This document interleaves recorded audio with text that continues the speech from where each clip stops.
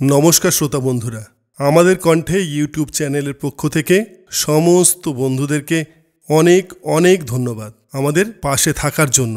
এবং নতুন বন্ধু যারা আসছেন অবশ্যই আমাদের চ্যানেলটি সাবস্ক্রাইব করতে ভুলবেন না এবং পাশে থাকা বেল আইকনটিও ক্লিক করে রাখবেন। ভালো লাগলে সবাইকে শেয়ার করবেন, সঙ্গে কমেন্টও করবেন। ধন্যবাদ।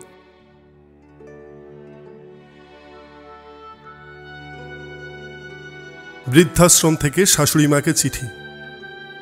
পূজনীয় মা, এই মা কথাটা আমি কোনোদিন আপনাকে মন থেকে বলিনি।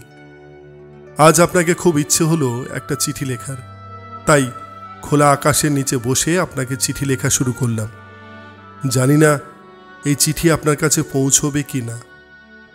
আমি সেই বৃদ্ধাশ্রমেই আছি যে বৃদ্ধাশ্রমে আপনি শেষ নিঃশ্বাস ত্যাগ করেছিলেন। ভাগ্যক্রমে আপনি যে রুমটিতে থাকতেন আমি এখন সেই রুমে, তাই হয়তো আজ আপনাকে আমার খুব মনে পড়ছে। ক্ষমা চাইবার অধিকার আমি হারিয়ে ফেলেছি যে, তাও এই চিঠি লিখছি যদি আপনি ক্ষমা করে দেন। বিয়ে হয়ে আসার পর থেকে আমি দেখেছিলাম আপনি সংসারটাকে নিজের হাতে রেখেছিলেন। এটা আমার সহ্য হতো না, মনে হতো যেন আমি বন্দী হয়ে আছি।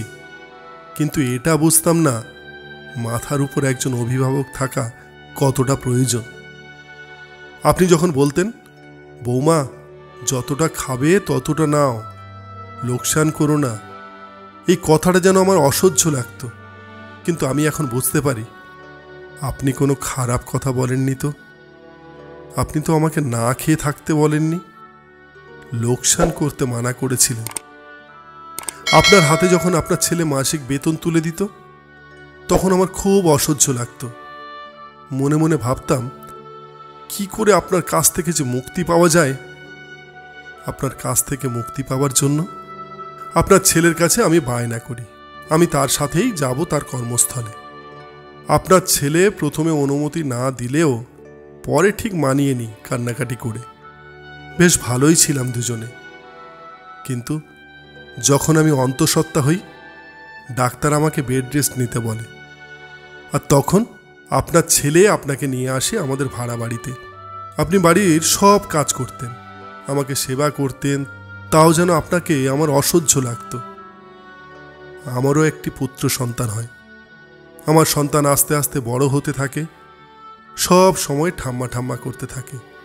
আমার এই ঠাম্মা শব্দটা শুনেও অসহ্য লাগতো। আমার ছেলেকে আমি ইংলিশ মিডিয়াম স্কুলে ভর্তি করি, কিন্তু আপনি বাংলা মিডিয়ামের যত কবিতা গল্প শোনাতে থাকেন। ছেলে জেদ করে বসে সে বাংলা মিডিয়াম স্কুলে পড়বে। এই ব্যাপারটা আমি কিছুতেই মেনে নিতে পারছিলাম না। আমাদের ভাড়া বাড়িতে দুটি রুম ছিল, একটাতে আমি আর আপনার ছেলে থাকতাম, আর অপরটিতে আমার ছেলেও আপনি।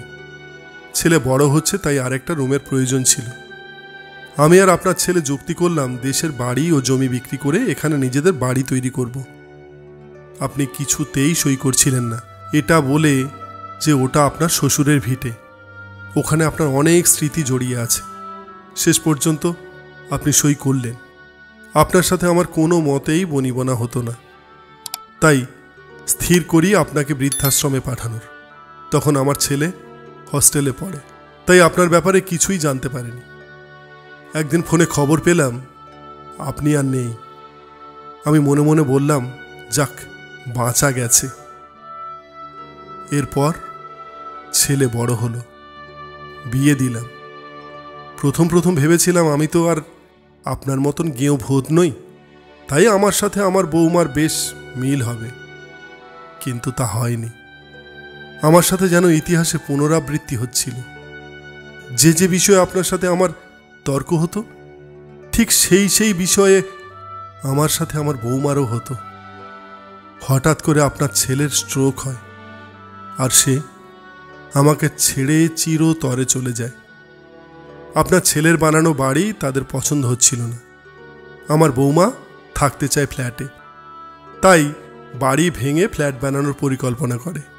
আমাকে আমার ছেলে ও বৌমা বোঝায় যে ফ্ল্যাট বানালে তারা দুটো ফ্ল্যাট নেবে আর বাদ বাকি ভাড়া দেবে, তাতে অনেক টাকাও আসবে।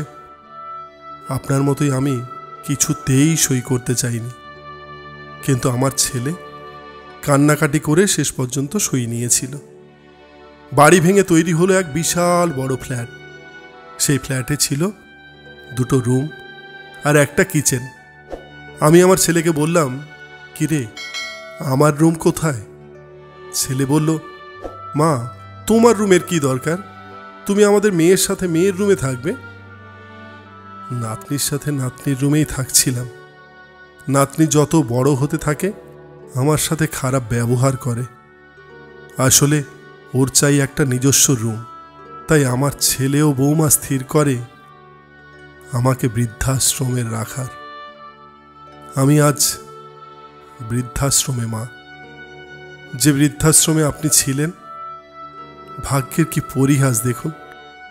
আমি কোনোদিনই ভাবিনি আমার সাথে এরকমই একটা ঘটনা ঘটবে। রক্তের গরম, টাকার গরম আর যৌবনের গরমে আমরা সব কিছু ভুলে যাই। ভুলে যাই পৃথিবীতে কোনো কিছুই স্থায়ী নয়। যদি এটা আমি আগে বুঝতাম, তাহলে হয়তো এই দিন আমাকে দেখতে হতো না, মা। আমি আকাশের দিকে মিটমিট করে জ্বলে ওঠা তারাদের দিকে তাকিয়ে চিৎকার করে বলছি, মা, পারলে আমায় ক্ষমা করে দেবেন, ক্ষমা করে দেবেন, মা। ইতি আপনার নির্লজ্জ বৌমা।